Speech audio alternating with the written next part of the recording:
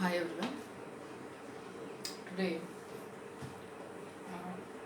I have entered, I think, third unit.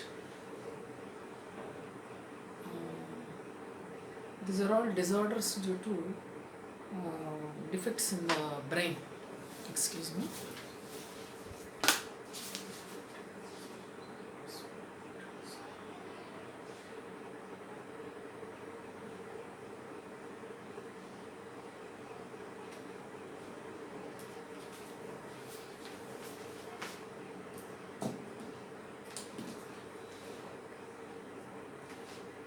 So disorders due to misfolded proteins and deficiency of minerals అని unit name. Misfolded proteins అనేది మనకి Huntington's disease and క్రూయిస్ఫెల్ట్లో వస్తుంది. ఇక్కడ మిస్ఫోల్డింగ్ protein కాదు, కానీ చిన్న protein, బ్రెయిన్కి సంబంధించిన ప్రోటీన్, డిఫెక్టివ్ ప్రోటీన్ వల్ల వస్తుంది. సో అల్జీమర్స్ మీరు వినే ఉంటారు. ఐ థింక్ చాలా హిందీ ఫిల్మ్స్ కూడా ఉన్నాయి అల్జీమర్స్ డిసీజ్ మీద. హౌ ద పేషెంట్ బిహేవ్స్ అన్నది మీకు మూవీలో బాగా అర్థమవుతుంది. క్లినికల్ ఫీచర్స్ అవి స్టడీ చేసి తీస్తారు కదా movie. So I think some Telugu movies also there some okay బంగారు మీద కూడా ఉంది. ఇందులో ఒక లేడీ వోకలిస్ట్ లాస్ట్లో తప్పిపోతుంది, ఎక్కడికి వెళ్తుందో తెలియదు. దే గెట్ వ్యాండరింగ్, తప్పిపోతే అవన్నీ మళ్ళీ వాళ్ళు పట్టుకుని దే విల్ రికవర్ హర్ కదా. I think you're all well aware of this movies. అంటే మూవీ అంటే వాళ్ళు స్టడీ చేస్తారు, డిసీజ్ని స్టడీ చేసే అవి పిక్చర్స్లో డిపిక్ట్ చేస్తారు, కాబట్టి మీకు బాగా మంచిగా ఐడియా వస్తుంది ఆ movies. I think some other Hindi movies are also there, Alzheimer's I think Amitabh movie అది కూడా ఉంది. So don't want more stress on these movies, just మీకు ఒక ఐడియా, ఇంట్రెస్ట్ కోసం చెప్తున్నాను అంతే. సో అల్జీమర్స్ అనగానే ఆల్రెడీ వినే ఉంటారు మీరు, memory loss, main cause of memory loss. Dementia అనేది ఒక కండిషన్, ఇది డిసీజ్. డిమెన్షియా అనేది ఒక clinical condition, that is loss of memory అనేది. So most of the 60 to 70% cases of dementia they underlying Alzheimer's disease, they will precipitate into Alzheimer's disease అనమాట. Was first identified by doctor Alois Alzheimer in 1906. ఆయన doctor, ఆయన పేరు మీద మనకి disease అనేది identify అయింది కాబట్టి ఆ డిసీజ్ పేరు పెట్టారు. It is a neuro degenerative disease. Neurons అనేవి డిజనరేట్ అవుతాయి కాబట్టి దాన్ని న్యూరో డిజనరేటివ్ ప్రోగ్రెసివ్ డిసీజ్ అంటారు. స్లోగా స్టార్ట్ అయ్యి నెమ్మదిగా అది అడ్వాన్స్ అవుతుంది అనమాట. So it's a progressive disease అంటారు. And it's 60 to 70% cases of dementia have this Alzheimer's disease ఉంటుంది కంపల్సరీగా. సో టూ మెయిన్ ప్రాబ్లమ్స్ మన clinical symptoms are memory loss and language problems. మాట్లాడలేరు, speech difficulty problems, reading, writing ఇవన్నీ వస్తాయి. Main thing is memory loss. Okay, aged పీపుల్లోనే వస్తుంది naturally. And it affects the hippocampus region of the brain because it is associated with memory. Hippocampus రీజియన్ని effect చేస్తుంది Alzheimer's disease అనేది. So main biochemical defect ఏంటి అంటే ఇక్కడ రెండు రకాల proteins are deposits form అవుతాయి అన్నమాట. They are called plaques and tangles. Plaques and tangles are formed inside the hippocampus region of the brain, which cause this neurodegeneration and the clinical symptoms. Plaques and tangles. Symptoms ఏంటి? Memory loss, okay, some cognitive impairment అంటాము. Memory loss is the first thing. So daily చేసే పనులు మర్చిపోవడం, ఎక్కడ పెట్టాం అప్పుడే just మన objects రోజు ఎక్కడ పెడతామో అవి మర్చిపోవడం, కాన్వర్సేషన్స్, ఎవరితో ఏం మాట్లాడామో మర్చిపోవడం, పేర్లు మర్చిపోవడం, ఇవన్నీ కూడా మెమరీ లాస్లోకి వచ్చేస్తాయి. Cognitive defects. కాగ్నిటివ్ డిఫెక్ట్స్ అంటే ఏంటి? Reasoning, judgement, making decisions, planning, organising, రీజనింగ్తో సంబంధించినవన్నీ కూడా నెమ్మదిగా కోల్పోవడం అనమాట. So judgement, decision making, planning, organising ఇవన్నీ కూడా స్లోగా డిటీరియరేట్ అయిపోతాయి. Next recognition problems. Recognition problem అంటే ఈ పలానా వస్తువు దీని పేరు ఇది అని మర్చిపోవడం, లేదా ఫేసెస్, ఆబ్జెక్ట్స్, మన క్లోజ్ రిలేటివ్స్ని మర్చిపోవడం. సో రికగ్నిషన్ కూడా తగ్గిపోతుంది. Next speaking, reading, writing skills ఇవన్నీ కూడా నెమ్మదిగా డిటీరియరేట్ అవుతాయి. లాస్ట్ స్టేజ్ వచ్చేసరికి they can't speak words, they can't find words మర్చిపోతారు. రైటింగ్, రీడింగ్ కూడా స్లో అయిపోతుంది. Personality and behavioural changes. So behavioural changes అంటే మూడ్ అప్సెట్, ఇరిటబిలిటీ, ఉట్టినే కోప్పడిపోవడం, అవుట్ బస్ట్ రీజన్ లేకుండా ఎయిట్ చేయడం, బిహేవియరల్ చేంజెస్ ఇవన్నీ వస్తాయి అన్నమాట. సో మూడ్ డిజార్డర్స్ కూడా స్టార్ట్ అయిపోతాయి లాస్ట్ స్టేజెస్ వచ్చేసరికి. Restlessness, anxiety, outburst, hallucinations లేనివి ఏవో జరిగిపోతున్నాయి చుట్టూ అన్నట్టుగా ఊహించుకోవడం. మీకు తెలుసు హాలుసినేషన్స్ అంటే. So hallucinations also effect the personality changes, ఇవన్నీ కూడా వచ్చేస్తాయి అన్నమాట. ఇది కన్సాలిడేట్ చేయాలంటే కనుక. తర్వాత స్టేజెస్ వైజ్ చెప్పాలంటే early, middle, late, mild, moderate, severe అన్నవి మెడికల్ టర్మ్స్. కామన్ టర్మ్స్ అయితే ఎర్లీ, మిడిల్, లేట్ అంటాం. దానికంటే ముందు లేటెస్ట్ ప్లాక్స్ అండ్ ట్యాంగిల్స్ అంటే ఏంటో చూద్దాం.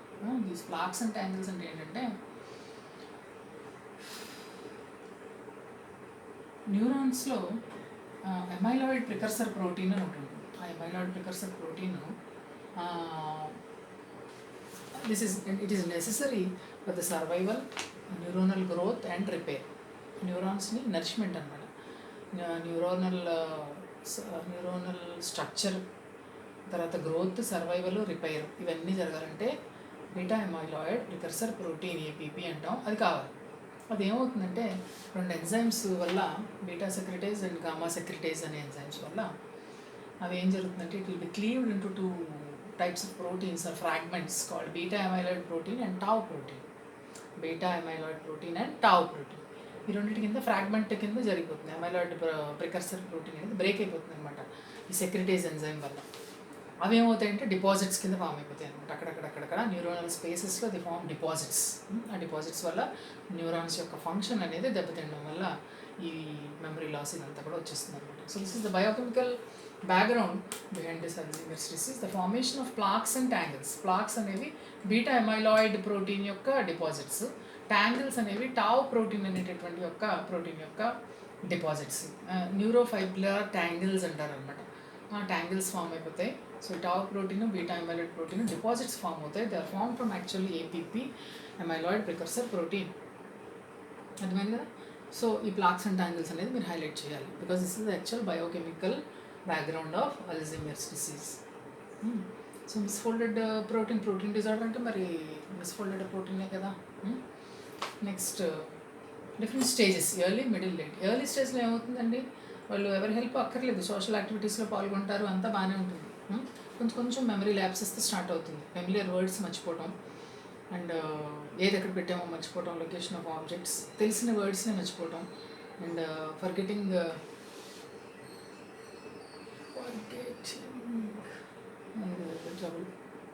trouble planning and losing valuable objects. అప్పుడే చదివిన మెటీరియల్ని మర్చిపోవడం, అప్పుడే చదువుతాం, అప్పుడే మర్చిపోతాం అన్నమాట. Just read, forgetting any study material, just read. And planning, organising కొంచెం ట్రబుల్ ఫామ్ అవుతుంది. అలాగే misplacing or losing valuable objects. Valuable objects అంటే మనం చాలా అలర్ట్గా ఉంటాం కదా, అలర్ట్నెస్ అనేది పోతుంది, the lose valuable objects. So early స్టేజెస్లో ఇలా నెమ్మదిగా స్టార్ట్ అవుతాయి అన్నమాట, చిన్న మెమరీ లాస్తో స్టార్ట్ అవుతాయి. మిడిల్ స్టేజ్ వచ్చేసరికి హాలుసినేషన్స్ వచ్చేస్తాయి. Something is happening around me, fear. So hallucinations, delusions, restlessness, anxiety, sleep disturbances. ఇంకా ఎవరైనా హెల్ప్ తీసుకోవాలి, డ్రెస్సింగ్ అది జరిగినప్పుడు ఎలా వేసుకోవాలి ఏంటో, ఆ డ్రెస్ ఎలా వేసుకోవాలి ఏంటో తెలియకపోవడం, taking the help of others while being dressed. And then speech difficulties start అవుతాయి, reading, writing, speech difficulties. Words మర్చిపోతారు, ఫెమిలియర్ వర్డ్స్, ఏం మాట వాడాలో ఆ ప్లేస్లో తెలియకపోవడం. రీడింగ్, రైటింగ్ కూడా కొంచెం ప్రాబ్లం వస్తుంది. అండ్ దెన్ గెటింగ్ లాస్ట్, మన ప్లేస్ ఎక్కడుంది, మన ఇల్లు ఎక్కడుందో తెలియకుండా ఎటో వెళ్ళిపోవడం, గెటింగ్ లాస్ట్ అనమాట. We don't know where our house is, getting lost, wandering అంటాం. అలా తెలియకుండానే ఎక్కడికో చోటకి అలా వెళ్ళిపోతూ ఉండడం and getting lost. We can't come back home, we can't recognise. అలాగే emotional lability means outburst, crying, anxiety, sudden outburst of crying, empathy, loss of empathy, ఇవన్నీ వచ్చేస్తాయి. స్లీప్ డిస్టర్బెన్సెస్, నెక్స్ట్ లేట్ స్టేజెస్లో ఇంకా ఎవరో ఒకళ్ళ మీద డిపెండ్ అవ్వాలి వాళ్ళు. Caregivers, they have to depend on caregivers. కంప్లీట్గా స్పీచ్ లూజ్ అయిపోతారు, loss of speech. And moving, eating, swallowing ఇవి కూడా డిఫికల్ట్ అయిపోతుంది లేట్ స్టేజెస్లో. అండ్ బవల్ కంట్రోల్ ఉండదు, లాస్ ఆఫ్ బ్లాడర్, యూరినేషన్ కంట్రోల్లో ఉండదు. అండ్ యూరిన్ ఫేసెస్ కూడా వాళ్ళు తెలియకుండానే పాస్ చేసేస్తూ ఉంటారు. And infections like pneumonia attack అవ్వచ్చు, ససెప్టబిలిటీ పెరుగుతుంది. And lack of awareness of surroundings, చుట్టుపక్కల ఏం జరుగుతుందో ఏంటో ఏమీ అర్థం కాదు, reasoning or comprehension. So what is happening around them, they can't recognise what is happening. So late స్టేజెస్లో even swallowing things, swallowing food, eating కష్టం, స్పీచ్ డిఫికల్టీస్ వచ్చేస్తాయి. And bowel control and bladder control కూడా కోల్పోతారు, physiological disturbances. So late stages యొక్క symptoms ఇవి. Simple. So treatment వచ్చేసి ఎస్టైల్ కొలైనేజ్ inhibitors అంటారు. ఎస్టైల్ కొలైనెస్టరేజ్, ఎస్టైల్ కొలైన్ neuro transmitter మీకు తెలుసు కదా. సో ఎస్టైల్ కొలైనెస్టరేజ్ అనే ఎంజైమ్ ఎస్టైల్ కొలైన్ని డిగ్రేడ్ చేసేస్తూ ఉండడం వల్ల న్యూరో ట్రాన్స్మిటర్ సబ్స్టెన్స్ తగ్గిపోవడం వల్ల కూడా కొంత మనకి డ్యామేజ్ జరుగుతుంది. కాబట్టి ఎస్టైల్ కొలైనెస్టరేజ్ ఇన్హిబిటార్స్ అని వాడచ్చు. డోనేపెజల్, గెలాంటమైన్ అండ్ రివాస్టిగ్మైన్ ఈ మూడు కూడా ఎక్కువగా వాడుతున్నారు అల్జీమియర్స్కి. మేనేజ్మెంట్ అంతే, అది కంప్లీట్గా పోదు, పెయిన్ డిసీజ్ మేనేజ్మెంట్. మెమాంటైన్ అనే ఒక డ్రగ్ వాడుతున్నారు. ఈ రెండు కలిపి మెమాంటైన్, డోనేపెజల్ కలిపి కూడా ఏదో కంబైన్డ్ డ్రగ్ వాడుతున్నారు. హ్యాలోపెరిడాల్, హాలుసినేషన్స్ అన్ని పోవడానికి హ్యాలోపెరిడాల్ ఇస్తున్నారు. అలాగే డిప్రెషన్, యాంటీ డిప్రెసెంట్ డ్రగ్ కింద ప్రొజాక్ అనేది చాలా ఫెమిలియర్ డ్రగ్. డిప్రెషన్ సిమ్టమ్ అంటే ఒక్క సిమ్టమ్కి ఒక్కటి, వాళ్ళకి ఒకవేళ డిప్రెషన్ ఉందనుకోండి డిప్రెషన్ మందులు కూడా వాడతారు. హాలుసినేషన్స్ ఎక్కువగా ఉన్నాయనుకోండి అది వాడతారు. లేదు ఓన్లీ బ్రెయిన్కి సంబంధించినటువంటి మెమరీ లాస్ ఉంది అనుకుంటే కనుక ఫస్ట్ 3 వాడతారు.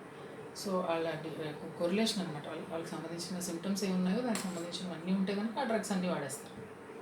ప్రొజాక్ యాంటీ డిప్రెసెంట్, ఆల్ప్రాజోలోమ్ అనేది anti anxiety. So anxiety, restlessness ఇదంతా కూడా ఉంటుంది కాబట్టి సెడేషన్ ఇవన్నీ కూడా. ఆల్ప్రాజోలోమ్ అనేది సెడేటివ్, యాంటీ యాంగ్జైటీ డ్రగ్ అది ఆల్ప్రాజోలోమ్. సో ఇవన్నీ కూడా ట్రీట్మెంట్ డ్రగ్స్, అంతేగాని బిహేవియరల్ చేంజ్ ట్రీట్మెంట్స్ ఏమీ లేవు. So this is about Alzheimer's disease. Okay, so I post notes also, go through it and right your own notes. అది డైరెక్ట్గా ప్రింట్ తీసుకుని చదివేయకుండా మళ్ళీ ఒకసారి చదివి ఏమైనా మీకు మధ్యలో నా హ్యాండ్ రైటింగ్ అర్థం కాకపోతే let me know. Okay, so very short syllabus. Another disease is there in this particular 3.1, that is Huntington's disease. ఈ రెండు అయితే కనుక ఫస్ట్ అది కంప్లీట్ అవుతుంది. So next class will see Huntington's disease. Thank you.